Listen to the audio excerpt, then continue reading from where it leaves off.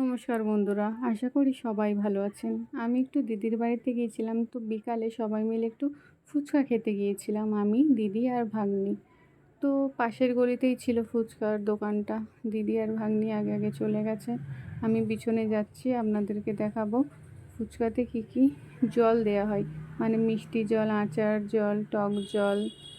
তো তারপরে আমাদের লাইন ছিল। ফার্স্টে আমার হাতে জল ফুচকা চলে এসে, তারপরে একটা মিষ্টি আচারের জল ছিল, তারপরে লাস্টে স্পেশালটা দিল। তারপরে দিদির মেয়ের জন্য কয়েকটা পাপড়ি নিলাম।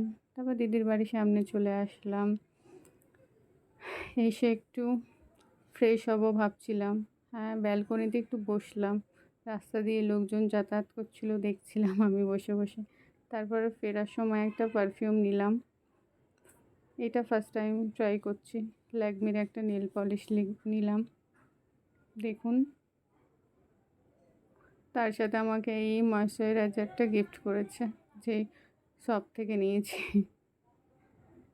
ডট অ্যান্ড কে। তারপরে একটা সানস্ক্রিন ফ্রিতে দিল। তারপর ফ্রেশ হয়ে একটু ছাদে গেলাম, খুব গরম লাগছিল। দেখুন কত সুন্দর প্রকৃতি, নিরিবিলি একটা পরিবেশ। ছাদের উপর 5-10 মিনিট একটু একা থাকলাম। সুন্দর একটা, মাঝে সাথে মনে হয় একটু একা থাকলেই বেশ মনটা ভালো লাগে আর কি, একা থাকতেই ভালো।